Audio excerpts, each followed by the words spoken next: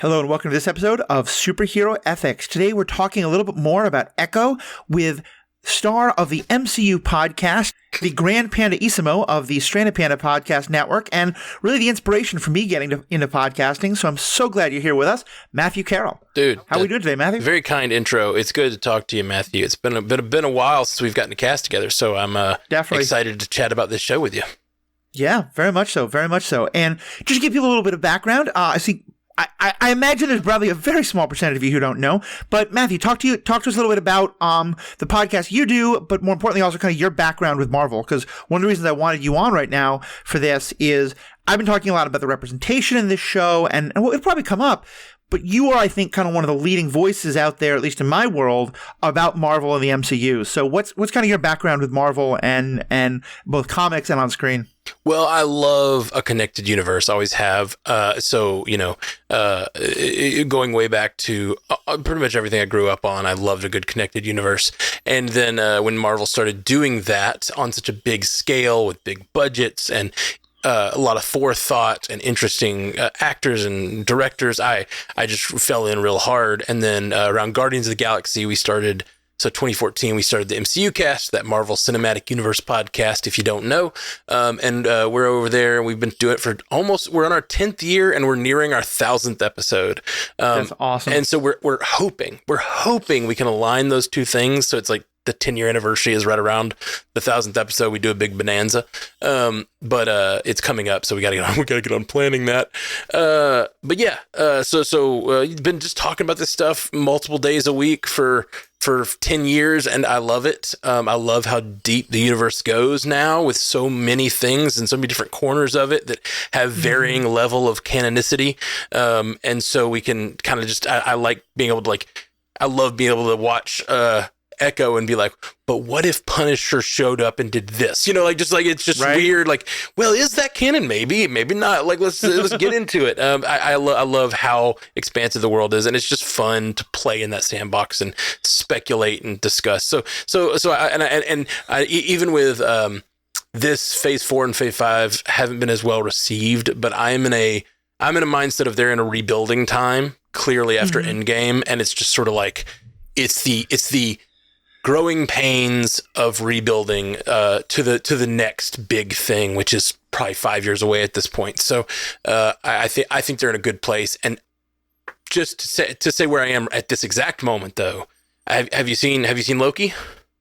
I have not. Oh man, have you seen What If? No, I have not. Okay, those two shows combined have me in an incredibly excited place. That's awesome. For Marvel. That's awesome. I loved them both, and they both had endings that led to cool speculation. They just ended well. They ended really, really well. Nice. And then they put out the trailer for Echo. Did you see the final trailer for Echo? You don't watch trailers, right? So really? I did not watch trailers, which we'll talk about in a bit, because I feel like I got the best reward in the world for having no idea what was coming in this show. Oh yeah, but yeah. Well, they had a trailer that dropped for Echo. And after I'm coming off the high of What If, and they had the final trailer drop for Echo, and it was just, they just took clips from all of the Daredevil stuff and showed the story of Matt Murdock and Kingpin and how it intersected with Echo.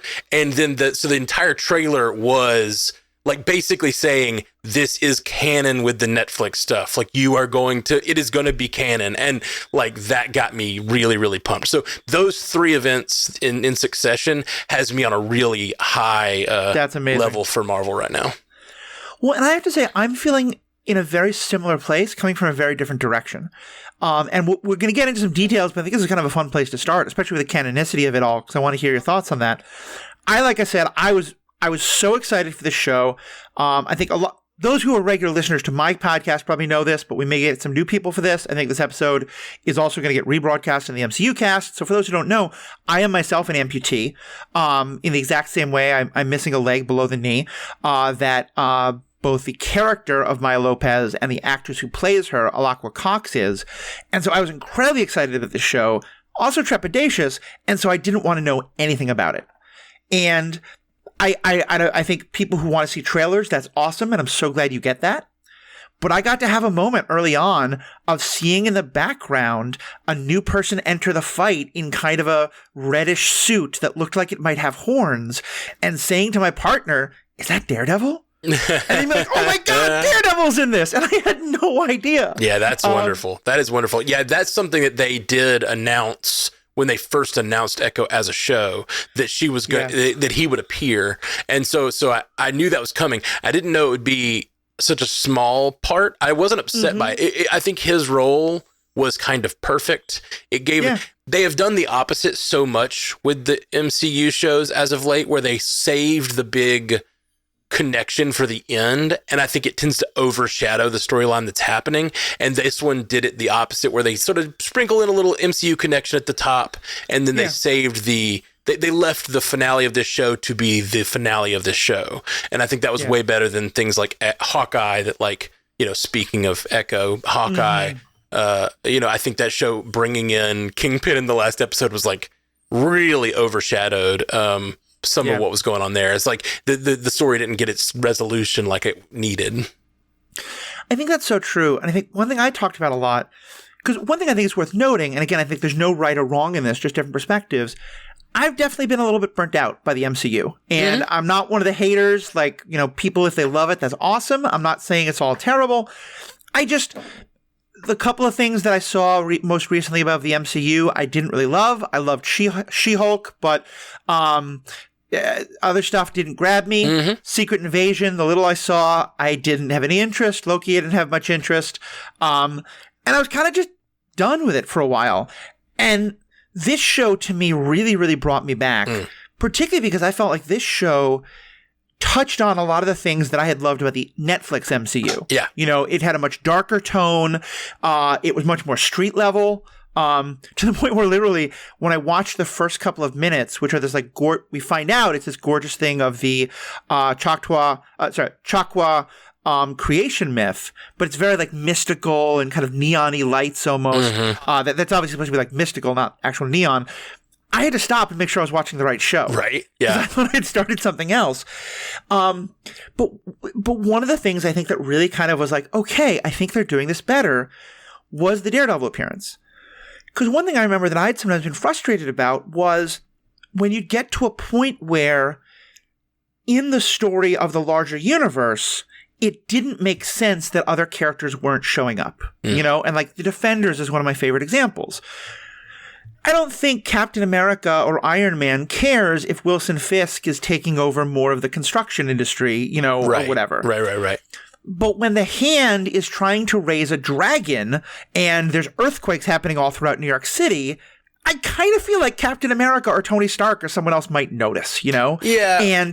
But of course, having one of them show up at the end of the Defenders would have, as you said, just kind of taken it over. Well, I think there's always, it's a suspension of disbelief thing, I think. Right. And I think if the show is done well, you don't care about that as much, because you can always make up your own headcanon for why someone's not there. Oh, they're on a different mission. They're doing this. Tony's in space. Who knows? Like there's always, that's the thing. Marvel Comics has always done this. And if the comic's good, no one's asking that question. If the show is good, no one's asking that question. It's when you lose your suspension of disbelief because the show is not grabbing you that you start going, really? It's a dragon. Come on, where's but you could easily headcanon, like, none of those 5 Defenders that were there know Tony Stark. None of them know Captain America. No one has their number. You know what I mean? So, like, yeah, sure, they could call some organization maybe, but maybe they, whatever. Maybe they don't know who they can trust, blah, blah, blah. There's always headcanon, but, like, it doesn't, it only works, that only, I feel like, happens when the show isn't grabbing you. And I think Defenders is one of those that didn't grab a lot of people. Yeah, I think that's fair. And I think it also may be the difference in how we see these stories. Because for me, even if it's a very good story, I think in part because I didn't grow up reading comic books, so I don't have that kind of like, I haven't been taught how to watch these things.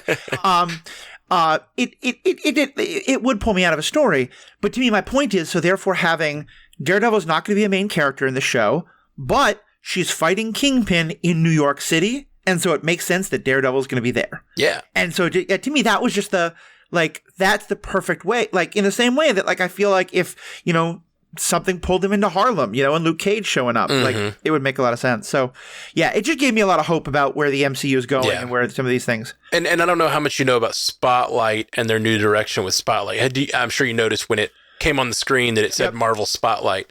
Have you researched that at all? Do you know anything about it? Yeah, since this, I did a lot of research and learned that, it's kind of going to be like, not like the Netflix MCU, but kind of its own, like, it's in the same continuity, but it's a little bit more street level, it's a little bit more adult focused, and it's a little bit more like trying to tell these stories in a connected way. Well, in an unconnected way is kind of the goal. Like, that's a better way to say it. To do allow a place for individual stories that don't have to connect, that are smaller. And I think it's so funny because for years we have been begging for connection. We've been begging for those moments that you're talking about where, like, why don't they call Captain America? Why don't they call But, like, I think if we all look back, like, and I'm changing my stance on this. I've been for years that guy who wants more and more and more connection.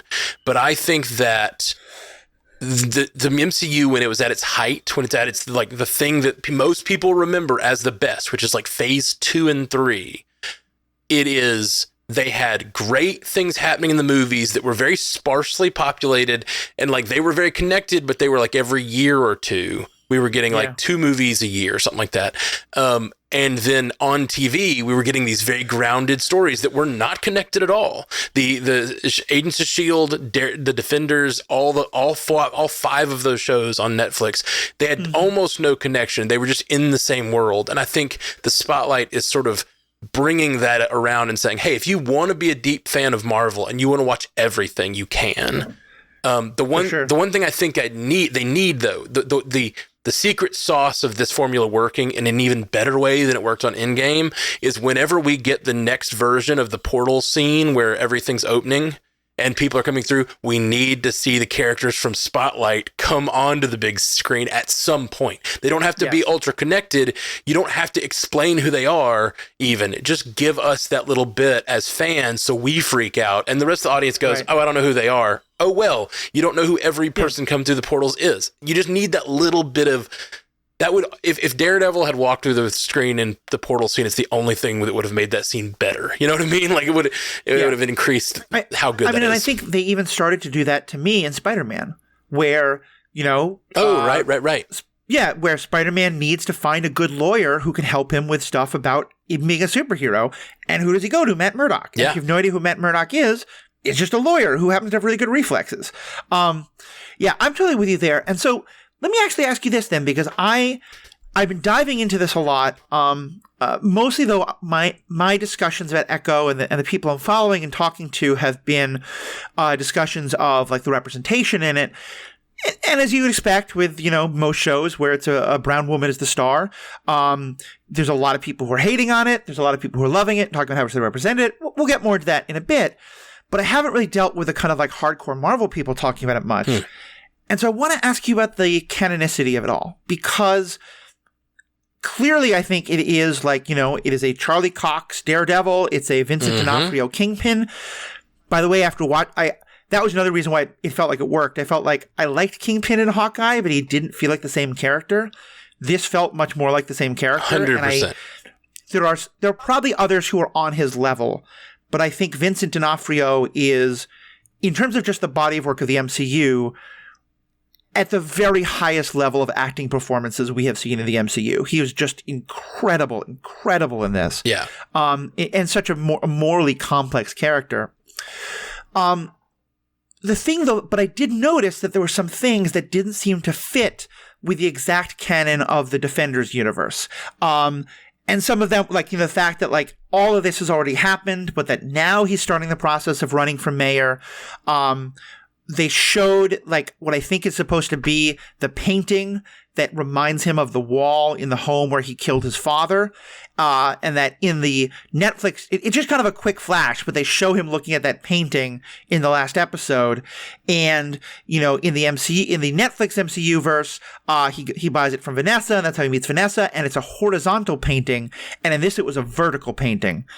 And there was, like, one or two other things that kind of got me thinking. And because I do think they're going to have a real problem of how do you tell a lot of those stories when in some way you've already told all of those stories, going back to, all the stuff that happened in, how is he running for mayor again when he's kind of already done that in the Netflix MCU? I don't know. Talk to like Chris Christie. Yeah, well, right? Okay, like that's the thing. Talk to Joe Biden. Like people run for the same office all the time. And I think the way they should handle it, this is what I said on the MCUcast last night. If the next time we see Kingpin, he's already mayor. That's how they should handle it. Like next time we see Kingpin, they were talking on that show about how like we need an outsider, blah, blah, blah. Someone could swing in right now and become mayor. We need that to happen. And then he's like, And the next time we see him, it's like Daredevil Born Again. It's 2 years later and he's just Mayor Fisk. And like Daredevil's having to deal with that. It's a different story. And it's just he ran again. Like that's how I think they could handle it. I think that's true. I'm going in a different direction though, because to me, the fact that he was looking at it as though like he'd never thought of this happening, as well, the vertical painting to me was the most obvious, but there were some other things like that. I didn't see the painting. When did they show the painting? Because when you're talking about in his dream? I think so. In his dream, that was the actual wall. It may have looked like the painting. I think it may have looked, but it was the wall he was staring at. So he's in his original bedroom in the dream. And he's looking at the wall. No, there's another scene where it looked like it had like a frame around it and stuff. But my point with all this being, it feels like trying to say this is the exact same canon of all the stuff we already saw feels like it's going to be problematic just because there's so many story beats that we've already seen. What I'm wondering is, we now are in a multiverse. Are they going to perhaps say that the Netflix Defenders took place in a different part of the multiverse, and so what we're seeing here in this version, in the 616 or whatever it is that they're describing it as for the MCU, it's the same Daredevil, it's the same Kingpin, and it may well be the same Luke Cage and all these other people, but by saying this is a different continuity, a different canon, that way they're not tied to the exact details of the Netflix. Right. They're not tied to the exact casting. It felt to me like they were setting that up in this. Whether or not you think that, though, do you think that is a possible way they're going with all this? I think that is absolutely a possible way they could go. I think that this show makes that less likely, not more. I think those smaller details that you're talking about, I mean, Fisk running for mayor is not a small detail. But it's like an entire season of the show. But I do think that like they could easily say he just ran again and this time he won. Like last time they weren't looking for an outsider. The city was, and now he sees his opportunity. He's like, oh, I can do that thing I always wanted to do.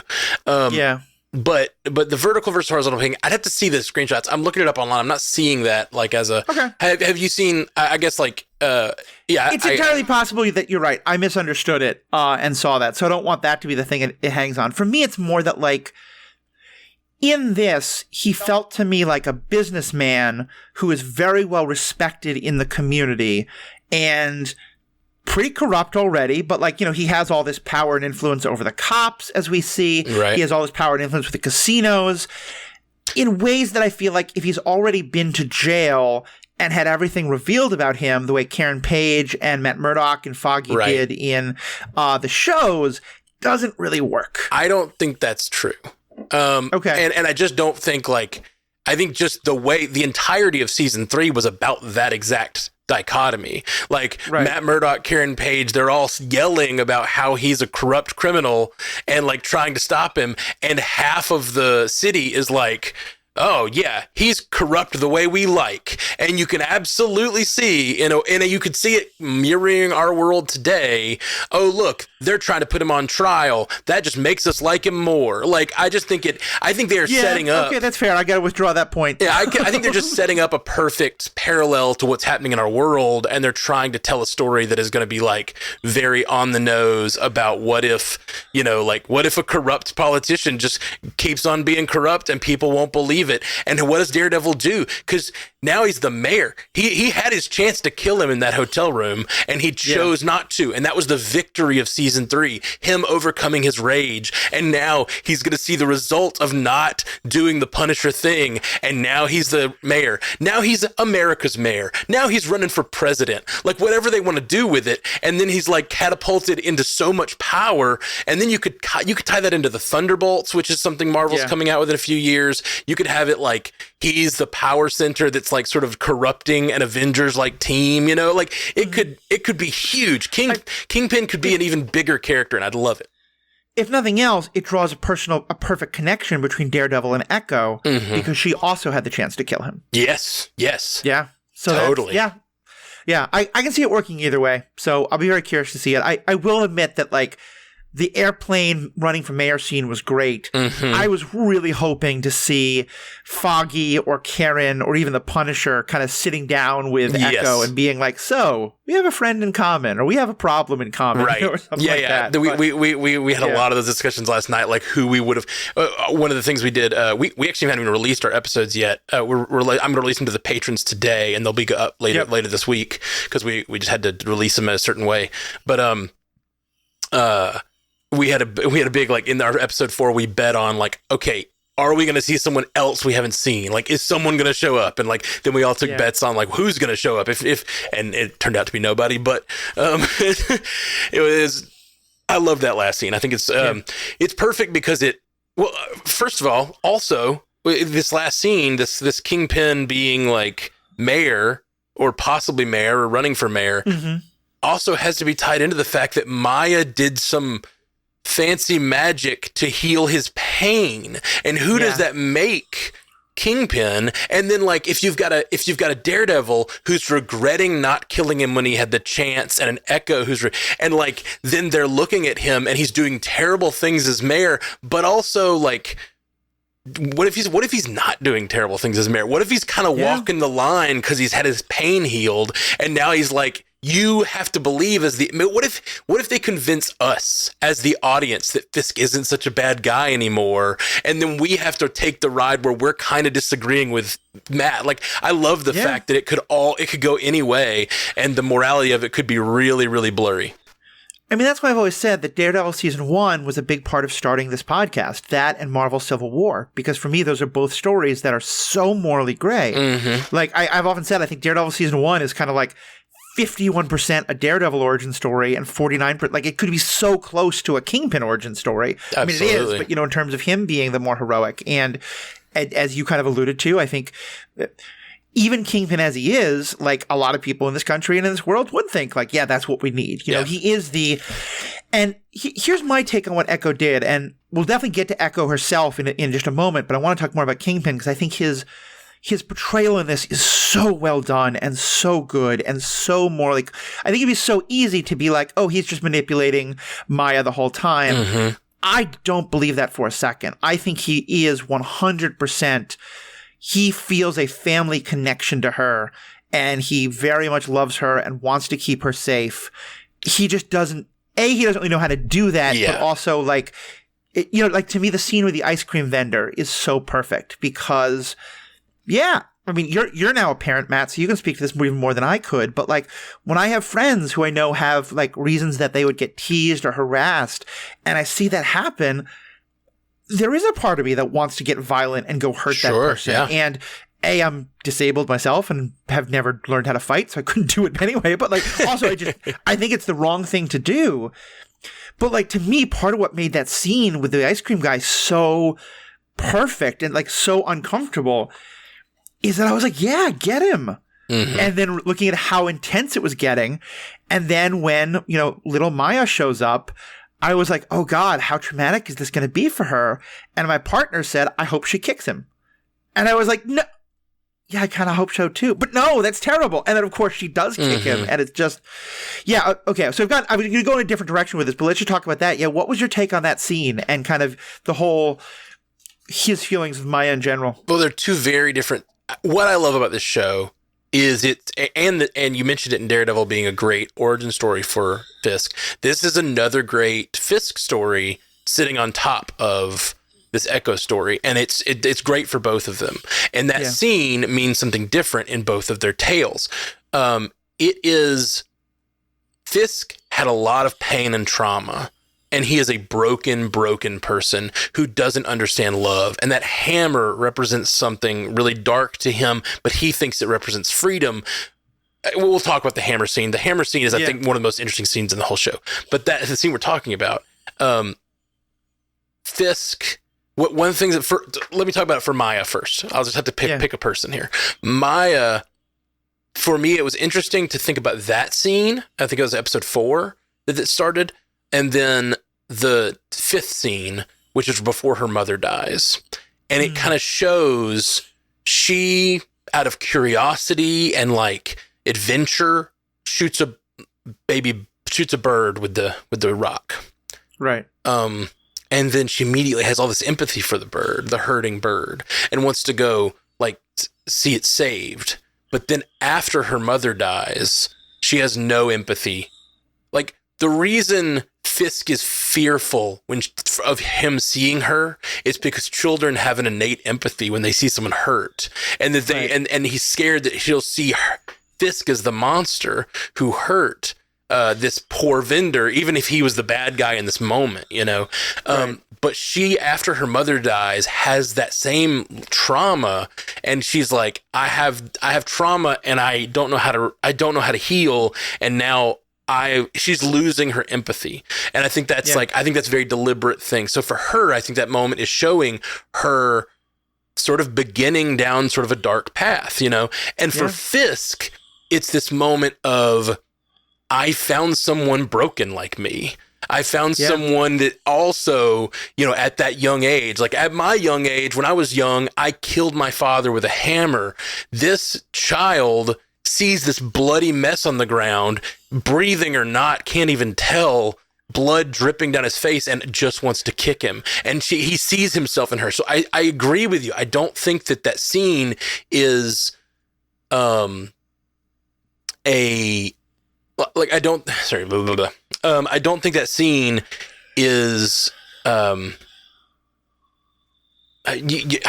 sorry, my brain is spacing. Edit. Yeah.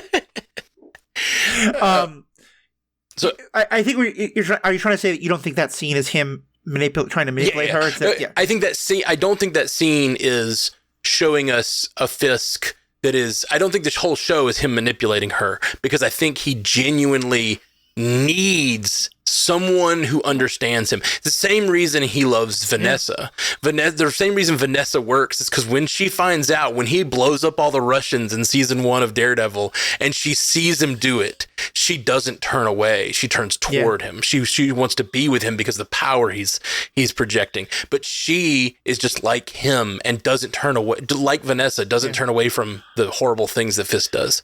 I mean, in some ways, I feel like, and I never really put it together until I just heard you describe it so well, the Echo Fisk relationship is very similar to the darker tellings of the Batman-Robin relationship. You know, if you look at things like Titans and some other things that are really from Dick Grayson's perspective, where there's an extent to which, like, Bruce Wayne he recognizes, that Dick Grayson is in a similar place, and a part of him wants to prevent that.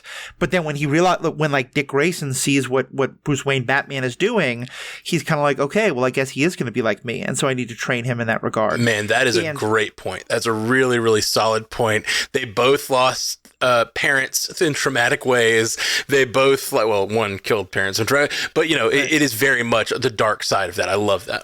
Yeah. And I think part of it is also, to me, I think you're completely right about how Maya has lost empathy. And I think the loss of her mother is a big part of it. But I also think when basically her grandmother is in so much pain and so much anger over the loss of her own daughter, that her grandmother can't have empathy for it. I think from Maya's perspective, she sees a total lack of empathy from her grandmother. Yeah. You know, and then she goes to the school and a lack of empathy from the ice cream guy and a lack of empathy from the teacher. Absolutely. She leaves her community that is all about empathy for her. Everyone in her community knows ASL because her mother was deaf, and they're all like communicating in a way that shows they care about her. And that's why I think the fact that Fisk never learned is real evidence to the fact that he does not know how to love. Like, Yes. like I not that like every person in a person's life that is deaf has to learn ASL, but like if he's been in her life, her entire life, 20 years, 25 years, and like he's never learned, and she calls him out for it. And you know, like he invents that. I thought it seems like such a great moment when he invents he brings that the contact that allows her to hear him. I thought it was so cool, but then also it's like he spent his money instead of actually taking the time to learn. Yeah, I think that's the thing is like, you know, the stories you hear about like kids with rich parents where it's like, you know, daddy tries to buy my love and stuff like that. And I think sometimes it can be a sign of a real lack of affection and all. But I think like, you know, I had this with my parents a little bit, my father, you know, where I did think it was, you know, you learn that money is often the way to solve problems. And I think to me, that technology, which I definitely want to talk about, is a part of it. But another part of it is, you know, she gets in trouble with the police and she calls him and he shows up like an hour later. It's clearly that same night. And he has with him an interpreter who he is comfortable talking to Maya about some of the criminal parts of what he's doing at a very early moment.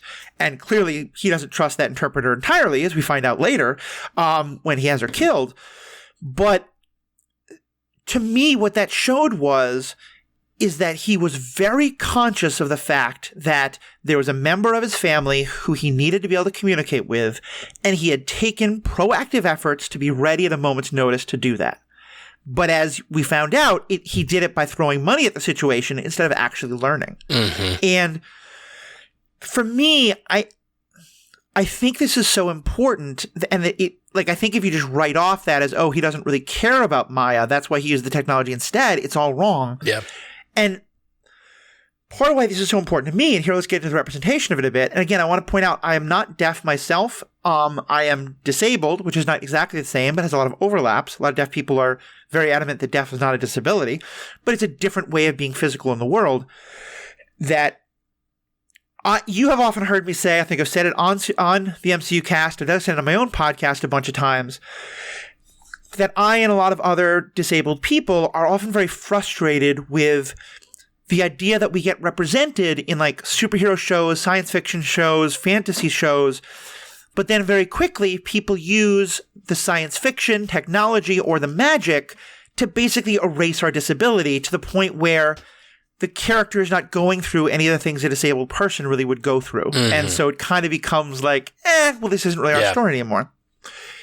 What they did with that machine is the single best example I have ever seen of saying, this is science fiction, so we're going to use technology that no one's thought of, but it's not going to be to erase the disability. It's going to be to better bridge the gap to help help other people better make a world that disabled people can better function in, or deaf people can better function in. Again, there's not being the same thing, but in a way that doesn't erase the disability. And it meant so I cried during that scene. And I think it's brilliant that they could both show that and be like, hey, like clearly I think deaf people were working with them to be like, no, don't make. She already said to Hawkeye that she doesn't want technology. She doesn't think being deaf is bad. It's just different. Don't make the technology to fix her deafness. Make the technology to fix the fact that he doesn't know how to communicate with her.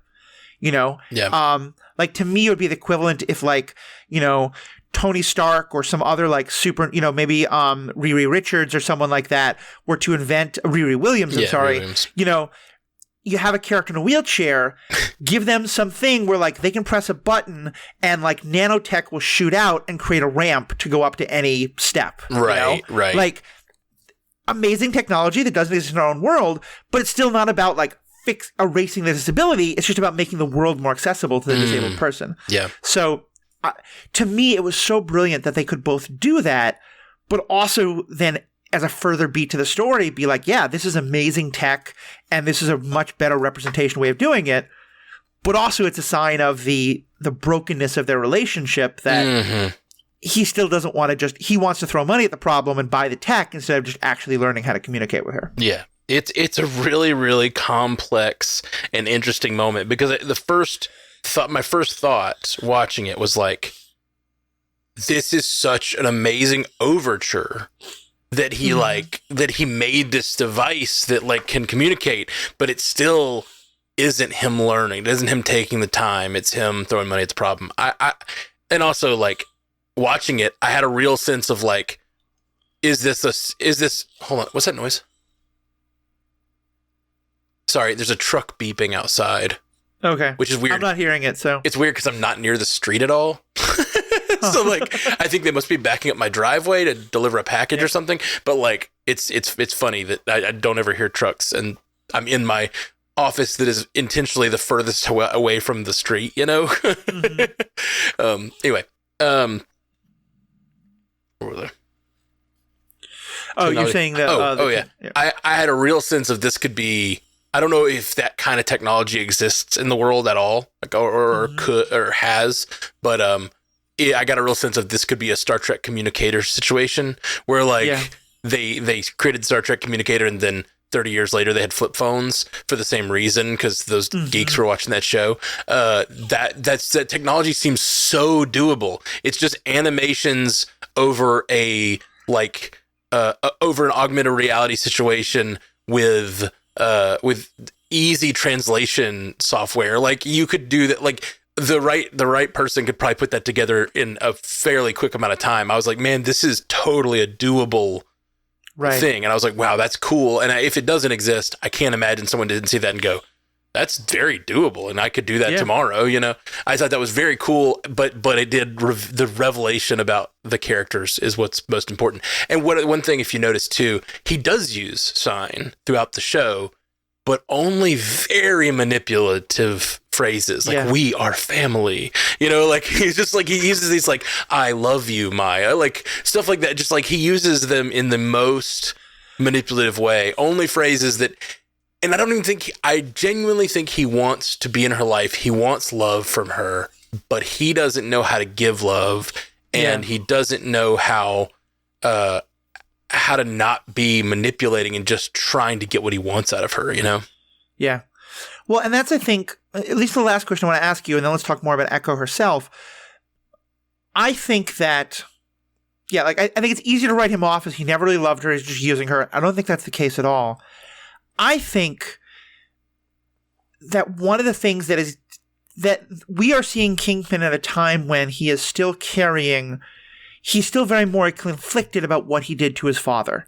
And a part of him still feels an awful lot of guilt about that.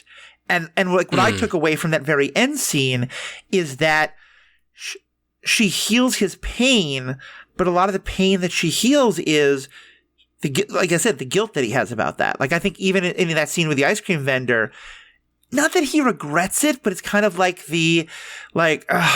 okay, I kind of lost control of myself. Yeah. This is maybe not the best.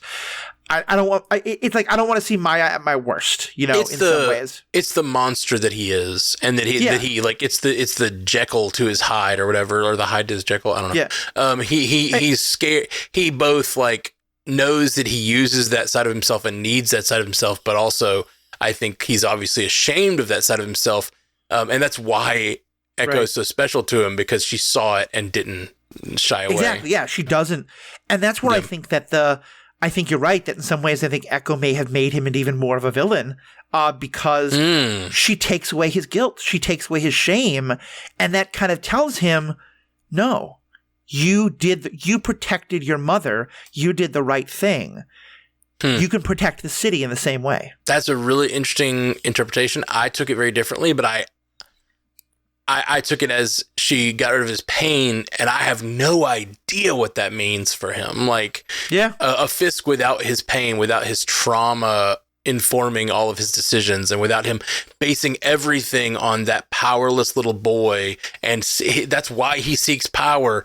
I don't know who is Fisk without that, and like I don't know, and that's what I think is so fascinating about ending the show this way, both there and ending the show with the mayor thing. It's like, this could go so many different ways, and like her healing of him could mean so many things, but I don't know what it means. And I'm completely enraptured by the idea of finding out. Like, I'm so into it.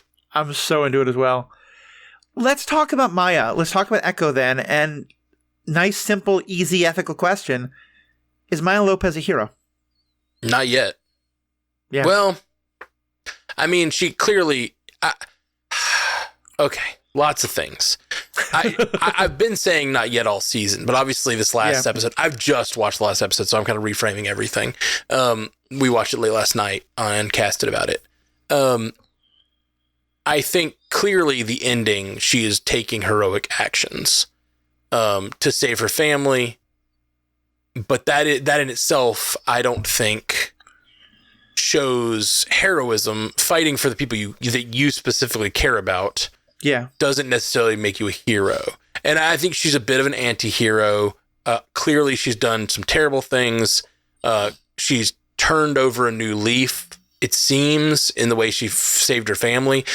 But at the end, her healing of Fisk is both a beautiful thing because it's her choosing to use this power. She has these glowy hands that she can either fight with or like hurt people with or heal people with, and she chooses to heal in that moment. And I think that's freaking beautiful. I love it. But in that thing, she says, "You are my uncle." Like, so is her doing that a real choice from empathy, or is it a choice from like another person that she just needs in her life, that she has always known as her uncle, and she wants to see him bettered, wants to see him healed. She doesn't want to hurt him. I think one thing that scene reveals is Fisk was right when he said, "I saw the look on your face. You were happy to see that I was alive." And like, I think she was. I think she did it in a rash moment, but like, she cares about Fisk, which makes this relationship and all of her decisions way more complicated than just the hero did the thing. The hero didn't just turn the other cheek. It's not the hero turn the other cheek story. I do think that she had a very Luke Skywalker moment with the hammer. And that is, you strike me down, like the Emperor he's playing the Emperor and Vader when he says, "Kill me with this hammer and you'll be free." Because really that will just cause her to forever be in the cycle of violence. That hammer scene is so fascinating to me because here's the hammer. Kill me right now and you'll be free. And he said, I had to do it. I had to do it to be free. Do you think Fisk is free? No, he's still in that freaking bedroom yelling about his father beating his mother. And that's because he just accepted the cycle of violence and continued it. Now, he was a victim at that point. His mother was a victim. But he never healed from those things. I think that's what the healing Maya gave him is supposed to represent, but I just don't know what it means for the future. I just think so much of this, I love it. I love it all. I love it all. I love what you said there, but the only difference I think is, and this is where I think he's more like Vader than he is the Emperor. I don't think Kingpin in any way thinks he's going to live through. Like, I think Kingpin is both kind of inviting her into the cycle that he wants to be free of. Yeah. Oh yeah. I agree. I think a part of it is because he is somewhat like, I think he is so hurt by the idea that something with this, what he saw as a loving, like, familiar relationship has been so broken that there's a part of him that's like, yeah, if you are, in some ways it's a perfect test where he's like, I don't want to live if Maya, the person I thought was my family, hates me that much. And so this is the way to test it. If you hate me enough to kill me, then I don't want to be alive and I want to be dead. Oof. And I think that's the and you're right. It's just, this is, and like, I like I think the Disney Plus shows have been good. WandaVision was great. I really love some other things, but this is the kind of and then I know people who are out there who are like, oh my God, there wasn't enough fight scenes. There wasn't this, there wasn't that. To me, this is the deeply ethically rich stuff that I love so much. 100%. 100%. The only thing, go ahead. I was just saying, and I love what you said about being a hero because, to me, the two things that most make someone a hero are, one, that they're willing to recognize the difference between trying to do the right thing versus acting out of vengeance and that kind of thing. And to me, I think that's the fundamental Star Wars question, which, once again, you bashed on Star Wars on Star Trek, a recent episode of Star Trek Quest and a Star Trek Universe podcast. I have a corrective email to send to you about that we'll get to another time. But I don't even remember. Yeah. Just flows out of me, you know. I'm so angry at you. Let the hate flow. Let the hate flow freely. No, yeah, it's the Thanos Wanda moment right there, and I'm Wanda. But like, well, actually, that means something worse in today's world. But anyway, you know what I mean. Doctor Strange and all that put aside. The point being that I think the other important part of being a hero is, that is, you're not just defending your own. You're not just defending yourself and your family. You're defending the defenseless. You're defending people who aren't part of your group. To me, I think what was so brilliant about this was it was like 75% of a hero origin story. Yeah, because it is her moving past her desire for vengeance. It is her moving to a better place and accepting that healing can be a power. But she's not quite there of like, I'm going to go save a whole bunch of people who I don't care about because bad things are going to happen. And I think it's what I think in a lot of ways she's going to wind up kind of being, to take the Batman thing again, she's going to kind of want it being Catwoman to Daredevil's Batman, you know, in terms of the like much more morally gray, much less of a hero, but probably willing to do a heroic thing in part because of like her connection to Daredevil and Matt Murdock inspiring her. Like, not even inspiring her, but like helping to, you know, because I think she's in a, like, one of the things I loved most, like, and that makes it sound like I think her story is in service to Matt Murdock's. I don't think that's the case at all. I think she has her own story that I like, that she's not just a run-of-the-mill hero now. And sorry, I've been going on for a while. This is just the last thing I'll say. Oh, you're fine. I love that when they talk about all the different parts of the different Choctaw warrior women who they've been highlighting, that one of the things they mention is ferocity. Because you almost never hear ferocity talked about as a positive trait for a character. It's kind of like a berserker thing. If there's one character in the entire MCU who I would say has like embodied ferocity, it's Kingpin. You know? So I just thought that was such an interesting, like, she's not going to be your normal hero. She's going to tap into things that we're not comfortable with heroes tapping into, but she's someone we're going to root for in a lot of ways. Yeah. Man, I loved that whole thing of cunning, strategy, ferocity, love. Those are your tools. I just loved it. Like, those are your tools that you get from your ancestors, from this line of women that you come from. I thought that was so freaking cool, and just like a way of stating her, like, the core of her character in a really non-cheesy way. I in some ways, I obviously some people will think that's cheesy, her dead mother appearing to her and like having an entire speech. I kept trying to like reframe a lot of what was going on through, like, because I really like a show when it like dances on the line of, is this religious experience really happening or is it not? Right. You know what I mean? And this show, when she finally like spread her powers out to her cousin and her grandma and they started fighting, I was like, oh no, this is happening. This is fully like, they fully embraced everything up until that moment. Was like, even when she pushed the train, it was like, that could have just been her believing that that's what allowed her to out of that situation. It could have been a change in the, you know, the train itself. Massive adrenaline rush combined with the train changing direction slightly or something, you know, it could have been anything. And, but until that, when the grandma starts beating up the thugs, I was like, okay, that's not really, that's I can't headcanon this anymore. But it was one of my only quibbles. I did wish that they'd kind of done a little bit of a Force Ghost thing with Maya's mother, because in a show, granted, comic book movies have gotten me very cynical about, is someone actually dead? But particularly in a show where someone who was shot in the face is still alive, when her mother just showed up, a part of me was like, wait, is her mother just still alive? Like, in an actual literal sense? Because again, someone was shot in the head. So maybe she lived through the car accident somehow. Yeah. But yeah, it was really well done. Yeah, for sure. I in the middle of it, and I said this on MCUcast last night, in the middle of it, I said, what is this Disney shit?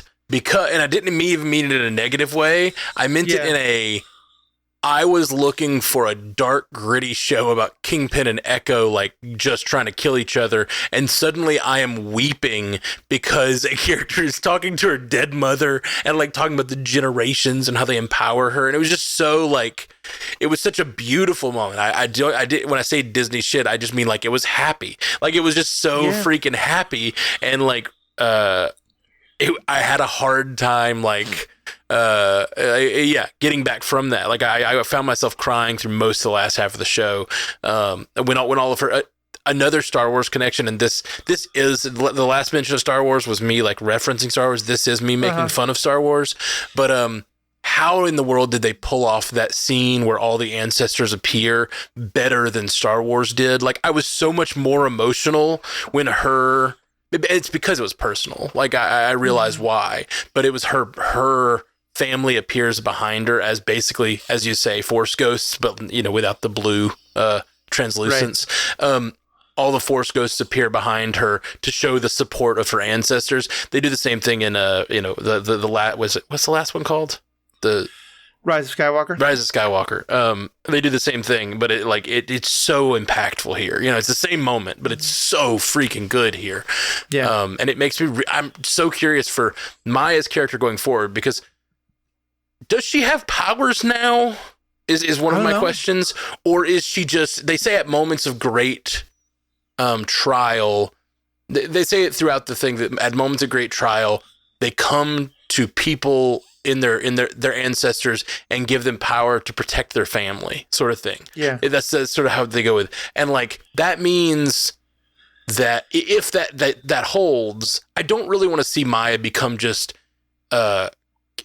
Captain glowy hands that can do cool things and heal whoever she wants and do whatever she needs. Like, I kind of want these powers of hers to be rare. I want her to continue to use her other things, the cunning, the strategy, the fierceness, and I want her to, like, be awesome because she's Maya. And then occasionally, this is one of those moments. This is one of the moments where she calls on her ancestors to do some big feat, you know. And that's always, I want it always to have the kind of impact it had here.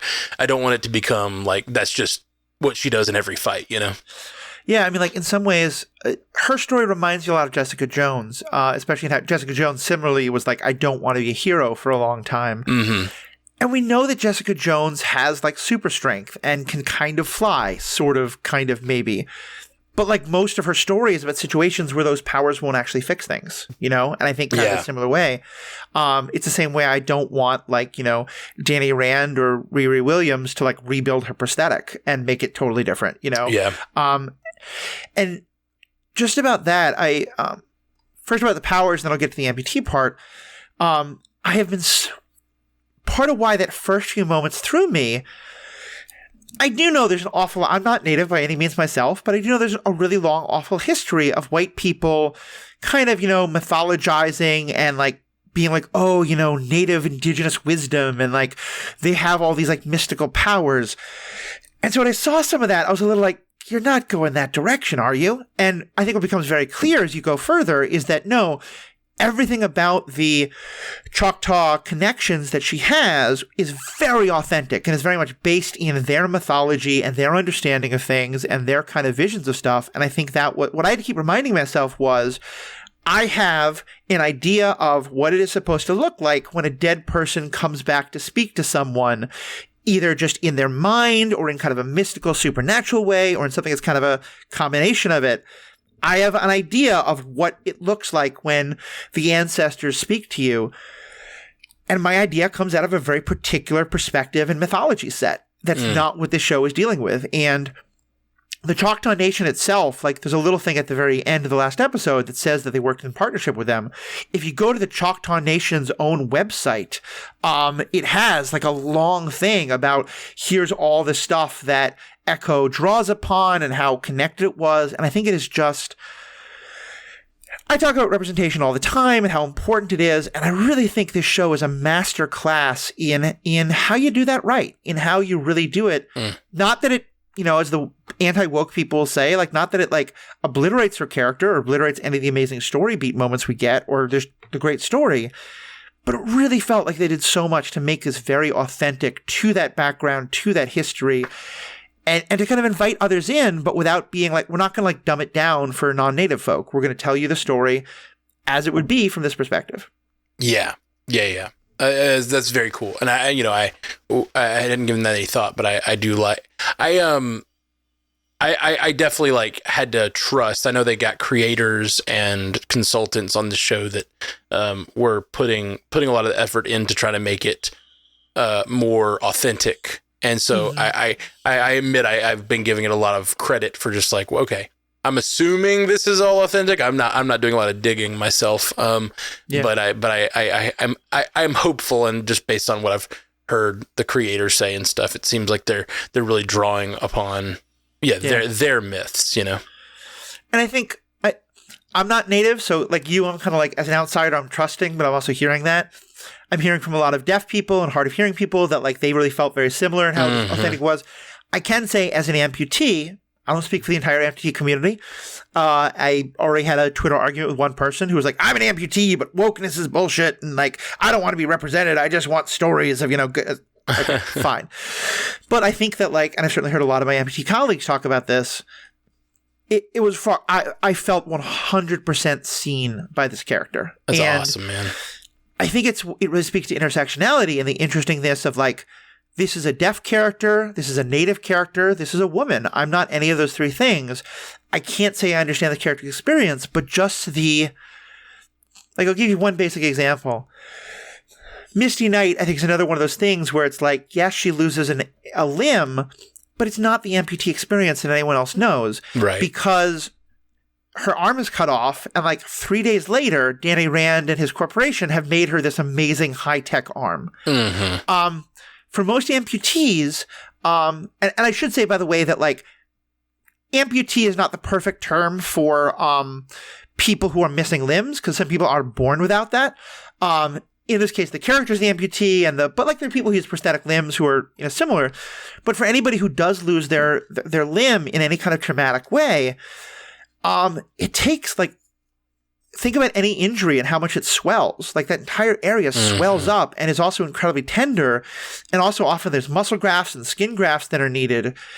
The idea that you're going to put anything on that for weeks, let alone months, it's just ridiculous. Yeah. And so the fact that little girl Maya, when she and her father are leaving Oklahoma to go back to New York, it's clearly been a couple of weeks. Like her mother has been buried, she's out of the hospital, and she still has her stump bandaged, and she's not using a prosthetic leg yet. I was like, that's what representation looks like. That, and then stuff like about how when her leg gets damaged and her grandfather has to help her rebuild it, and the first version he makes isn't perfect, and so she limps on it. Like, there were so many things like that. And then, because to me, what I want to see is kind of my experience at its best, And so I don't think I know how to have a fight where at some point I cock my prosthetic limb like a weapon and hold it back so that I release it with even more force. Right. But she did that, and it was freaking awesome. It made for a great fight scene. And it felt like, yeah, is that stretching the bounds of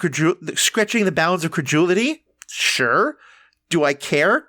No, because it any less realistic than Tony Stark building the first Iron Man suit in the cave. Yeah, So yeah, everything about it really spoke to, they really were being serious about, we want this to be a comic book story, we want to have fun with it, but we're gonna tell a story about an actual amputee and understand what that experience is like. And it just made me so happy and feel so seen. That's awesome, man.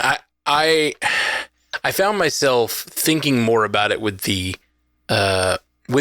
deaf experience, just because it's so it's very different from my own. And so there were a lot of things on this show where I was like, man, I didn't even realize that something would be different. Does that make sense? Like, you don't even realize that this would be different in your life if you had this disability or not disability or difference. Yeah. Yeah. So I love to hear that you felt that way with the amputee portion of it. When the one part I wanted to ask you about, and did it seem to stretch the bounds of credulity, when the grandfather was able to fix her leg? Did that seem a little like far-fetched? It did to me, and I don't know. I just know that like there are various levels of prosthesis, and like some can do a lot more than others. Clearly, the one that Maya has been using in her fight sequences is amazing. But the fact that her uncle or her grandfather was able to do it and in a fairly quick manner and make one that would in a few seconds later she was jumping off the house with, I was like, that seems to strain that, but like the strain realism, but like I'm going with it. But like you said, it's not much different than Tony Stark building it in the cave, building Iron Man in the cave. So this is actually a great question and gets at, I think, a part of the prosthetic experience that most people don't understand. And like I hadn't even thought of it in these terms, but you're right. It's one more way they get it very right. There are two parts to every prosthetic, or at least every prosthetic leg, because that's what I know best about. There is the actual foot itself, and then there's the socket, which is what your leg plugs into and connects to. Okay. The leg itself is incredibly, it can be very basic or it can be very high tech. And like you think about that South African runner who then also, I think, like killed his girlfriend or like did something horrible, but like he ran in the Olympics on these prosthetic legs that basically like gave him a huge advantage. And there's some interesting conversations about, because like even my prosthetic leg, which is still like, it's what insurance will pay for. It's the high end of what insurance will pay for because I'm very privileged and I have a very good insurance. It has better shock absorbers than my car does. And I fully believe that Wilson Fisk could pay for the very top level of like foot that she could have. And like to give an example, there are times where she like drops down and is fine with it. That would probably be painful for me because just I don't have quite a high quality. So like if I drop from a distance and my foot lands, it like creates a reverberation that goes up into my stump and is quite painful. But I fully believe that she has the foot that's not a problem with. The foot then attaches to a socket, and the socket is, it's a plaster mold that it's built of to that fits around your stump, and then there's at the bottom of the socket is the piece that connects that to the foot. They were very careful to show that the foot itself was not damaged. It was the socket and the way that the socket connects to the foot. Because part of why I have trouble walking a lot is that, in part because I'm heavier, this is not a fat-shaming thing in the slightest, it's just the way bodies work. The more fat there is on something, and my stump has a good deal of fat, not just because of my own weight, but because of I have a very short knee, and so just the way there's also biological details, but the point is it's hard to get a very good, perfect fit. And so it wobbles a little bit. So like if I kicked someone, it'd probably knock my whole leg off of alignment. Maya has a very well-made one that fits her perfectly. When it's damaged, as it is in that train scene, it's very hard for her, and that's why, and he can fix it to some extent, but if you notice, even after what her grandfather does initially, it doesn't work very well, and she is still limping somewhat.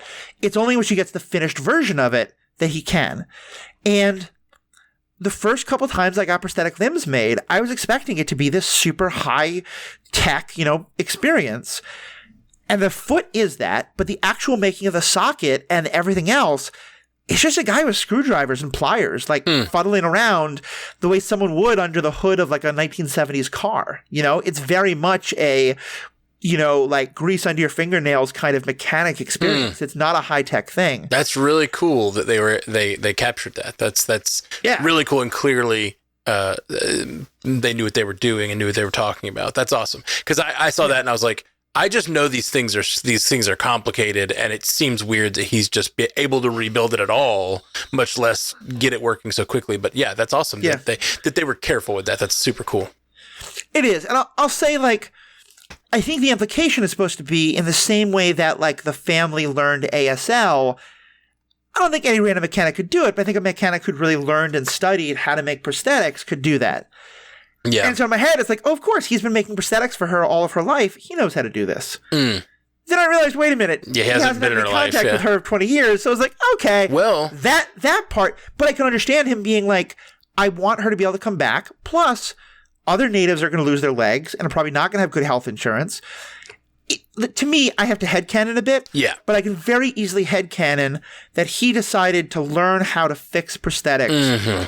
A, because in the back of his mind, he's hoping she'll come back one day, but mostly so that he can help other people in his community and thus had the skills ready. Yeah, and I was curious about that too. One of the things we talked about in the MCUcast is why they never really get into why the grandparents get divorced.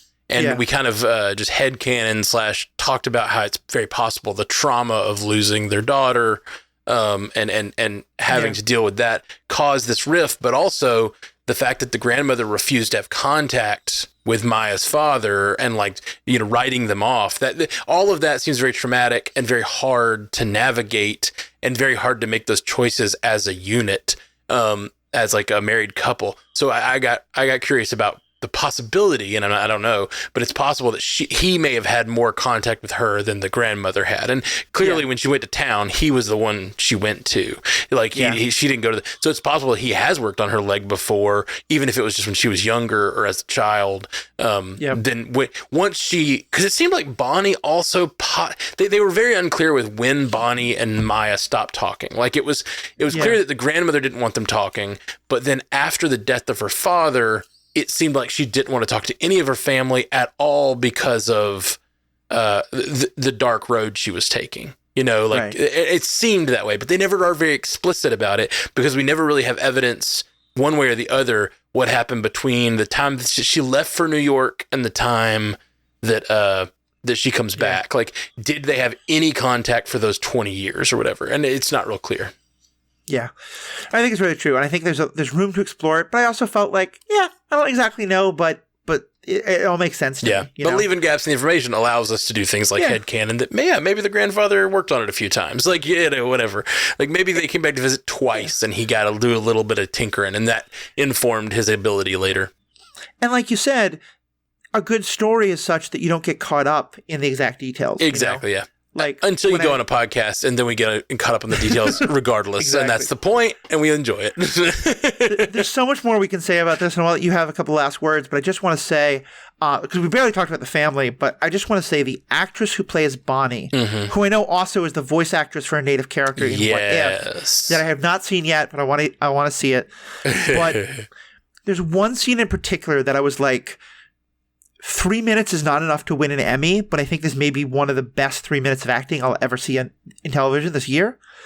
Where, if you're interpreting, in theory, you're supposed to be kind of like dispassionate about the information you're passing back and forth. Because you have to be able to translate it.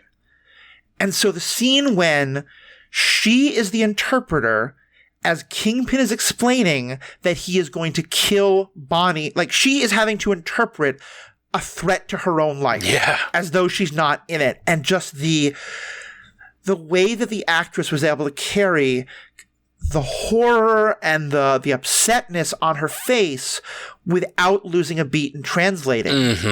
And that she was having to struggle so much to do it, but she did it. I was just like, I can't imagine what that moment is like, but I feel like I'm seeing it in this acting performance. And it was just so well done. The terror on her face and the urgency at which she's signing because she needs Maya to understand what's going on. And one of my favorite things about that scene is unrelated to her acting, which I agree with you is stellar.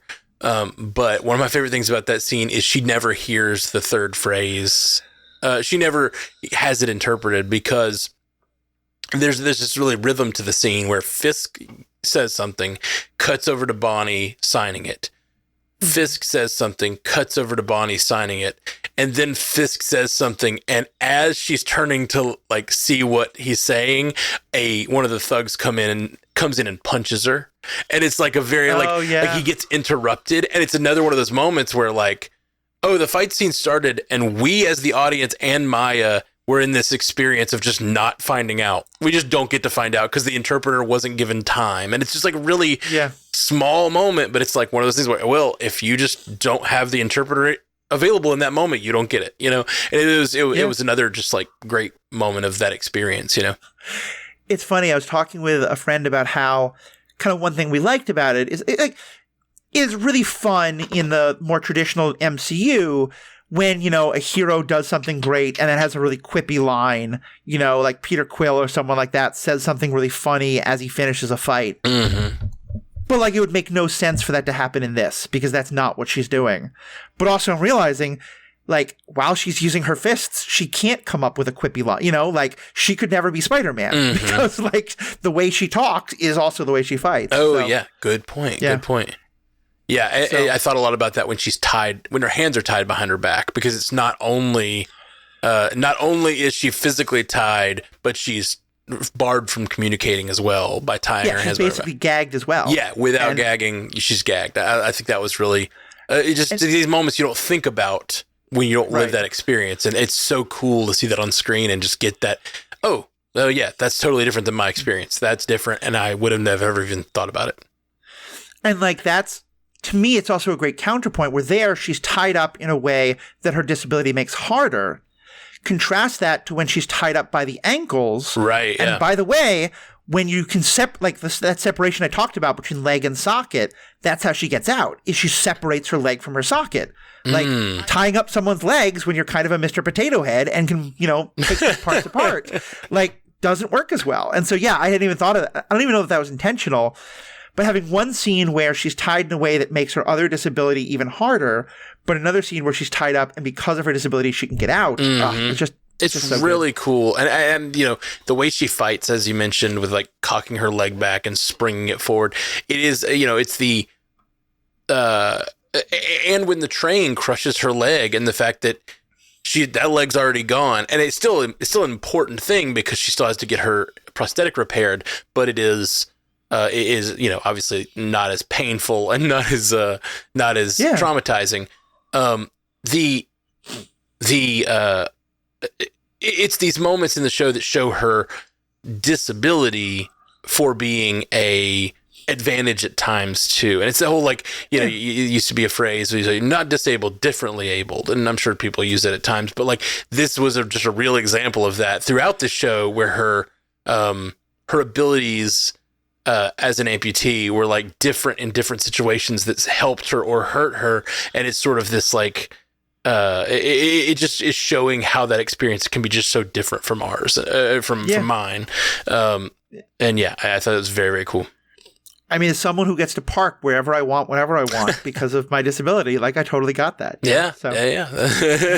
There you go. I would ask if you have any last thoughts, but the fact is, if people want to hear Matthew Carroll's last thoughts on MCU and first thoughts and middle thoughts, there's 5 episodes now on the MCU podcast, which is fantastic. I'll give you a chance to talk about it in just a second. But is there any last things you want to, and we will be doing a bonus section, it'll be quick, like 10 minutes because it's gone pretty long, but we will be doing a bonus section about more of the Defenders coming into the MCU and kind of our hopes and thoughts about that, or into this version of the MCU. But Matt, any last things you want to say as part of this conversation? Oh man, not really. I just appreciate you having me, and it's good to be here. Hadn't been on the superhero ethics in a long time, and it's just always good to be here, man. And I just I love this show. I think this show is really, really cool, and I love that it is so meaty for representation and so meaty to have new conversations, and so like it's just really, really a great show. And as you mentioned, shows with ethical questions. I think the Defenders were particularly good with that. And this show, again, I think is just hitting it out of the park with a lot of that. And some of it I don't even understand the repercussions of yet, and we're going to have to wait and see. And I think that's really cool, too, the fact that they're trusting the future storytellers in the spotlight arena to pick up the ball and run with Maya's story and run with Fifth's story and see where it goes from here, Yeah, I definitely think so. I'm nervous about that just because with the MCU, so much has been like started and then canceled. And I do know there is a strong fan reaction of dislike to the show so far. I think there's a lot of fans who absolutely love it. I think it's a strong majority, but there are, like I said, I'm sure some people have legitimate reasons, but there's also some folks who are, I had one person who was like, oh, this is all woke nonsense, who's trying to convince me that as an amputee, I should hate this show. And his reasoning was, if you remember, she loses her leg in the car accident, and it happens because, like, when the car breaks, there's this like large shard of glass that goes into her leg, and that is very realistic in terms of like if you cut the femoral artery that goes to the leg and like that leg loses blood, like it's going to die pretty quickly and like you will have to amputate it. People I know were coming after me and being like, no, but like a windshield doesn't break like that. A large piece of glass wouldn't come out like that. And so therefore everything about the show is ruined and terrible. And I was like, look, maybe that's true about the windshield, but I just couldn't possibly care less. Like that. But my point being with all that, given all of the dislike that it's generating, as well as just like some of the discussions around like the Marvels and other stuff, I am worried that we're not going to get as many of these stories as we want. Sure. Or it may well be that we get it entirely in Daredevil's story, which I think will be great. I hope Echo gets to be a big part of it. But yeah, I'm like you. I'm very excited. We'll talk more about that in the bonus section. And just, yeah, it just makes me really happy as a Marvel fan. And I'm now going to go back and watch What If. And Loki isn't my show, so I probably won't watch that, but I'll watch some other stuff too. Oh, man, so, I love Loki so much. I know that's our time travel difference, but man, I love Loki so much. Loki is a show built for me. Like I hope one day you'll get to see it, or you'll decide to see it because I think it ends so beautifully and in really cool way. It just has some really coolness to it. I may well, but I also think that's another, to me, a part of this, like, this is getting back to another topic because with you and I, like with you and Paul, we're really bad at ending things. At least this time, we're not trying to get the last word on each other in a disagreement, which poor Jeff used to have to moderate those. But like, to me, I think there's a difference between a large connected universe where all these individual stories happen, but like you're always remembering that's happening in a world after the blip, for example, and like that's changed the world. That's different than everything is feeding into this larger overall plot, And I think, like, if I found out that Wilson Fisk was somehow working for Kang in some way or, like that kind of thing, I'd be like, I don't want this. Right. But yeah, I do really love that it is just I'm trying to think where in the world I was going with that. What were we talking about right before this? Loki? Oh, yeah. So the point of that being, I think another advantage of that is if I don't need to watch every single thing to understand every single thing, they can take more risks. Yeah. They can have a show like Loki, which time travel people will love and isn't for me. Well, they might have a show that's just Matt Murdock and She-Hulk trying cases together. And they get in a fight once every 3 episodes, but it's just a legal drama. And I'll love that. And a lot of other people won't. Like there's just so many things. Like we can have things that are not made for everybody in the Spotlight universe. Yeah. And I think that's what I was saying earlier. I think we've all strived for this connected universe to be even more connected, but I think there's a balance to that connection. And I think that's something that we've known for a long time, that there's a balance to the connection, but I think that they're recalibrating that right now at Marvel because of the sort of lack of success of some of these. Because I don't think they've made, when you compare phases 4 and 5, people have talked about the overload or whatever, but when you compare phases 4 and 5, there's not that much. I don't think there's more television than there was during the Defenders. I think it's probably very similar amount of television when you include Defenders and Agents of S.H.I.E.L.D. and all that. And Runaways but back then they let things be separate a little more, and it's something I didn't like about it. I was like, why is it more connected? But now I'm like, you know what?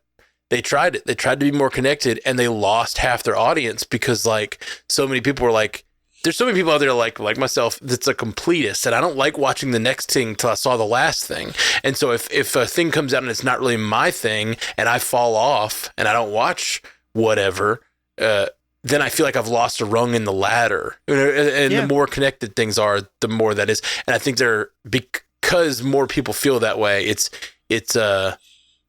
good to have shows for different audiences, and I think they're moving towards that, I think. Yeah. I feel like the kind of 3 main universes that, like, between the two of us and like your other podcast that we cover, Marvel, Star Wars, and Star Trek, are all wrestling with how to do this. For the sure. Show, there's a lot of this conversation, and just it's going to be fascinating to see how it all comes out. So, well, thank you again, Matt, to members, $5 a month, you get ad-free content, you get bonus content, and you help support us. It is fantastic. All the information about how to join is right there in the show notes. Please do so.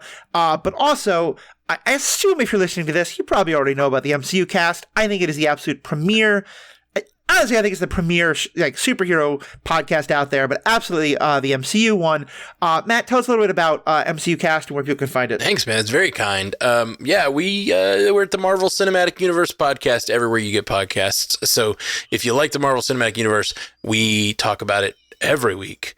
It always surprises me. Sometimes there's not content for a few weeks and I'm like, what will we talk about? And then we get on and we're like, there's always so much to talk about. There's so many ways to go with it. And honestly, a lot of that is thanks to our listeners who write in a lot of things, and we get great feedback that like spurs on cool conversations that we never would have had otherwise. And I think, I love being on the show. I love the community, and I love making it for you listeners out there. So if you like the Marvel Cinematic Universe, check us out, Marvel Cinematic Universe podcast. And there is, of course, other podcasts that Matt's very involved with, where you can hear him give good updates about news that's happening in the multiverse. You can hear him commit heretical slander against Star Wars while he's talking about another Star show.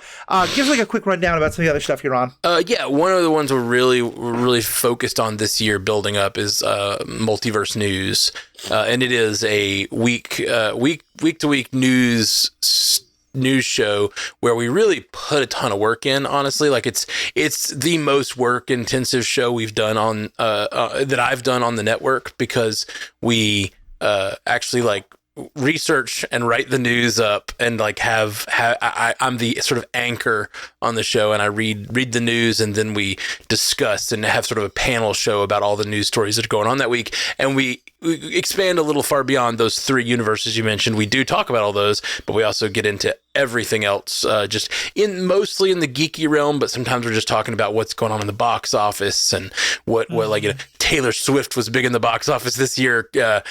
Barbie was big in the box office this year. So Barbenheimer and Taylor Swift became common topics on the show. It's sort of just whatever is happening in pop culture, we'll kind of get into, and that good. Even dip our toe into video games and stuff. So it's just multiverse news. We say we're your source for information about all your favorite fictional universes. So that's one we're really trying to grow, and we're really putting a lot of effort into. So I hope you guys will check that one out too. And then everything else is at strandedpanda.com. We have something for every universe and every show probably at this point. Something's going on. So yep. Yeah, there's so much great stuff to check out there. Stranded Panda just does so many wonderful things. There's Animation Deliberation, which does all the stuff about animated stuff. There's the Star Trek Universe there's the Star Trek Universe podcast. There's just so many good things you guys got going on. Thanks, man. Source Notes, which is all about the books. Yeah, source pages. Source pages, thank you. And of course, this is an Ethical Panda podcast. You can find this along with Star Wars Generations by going to theethicalpanda.com or by searching for us on the True Story FM family of web podcasts.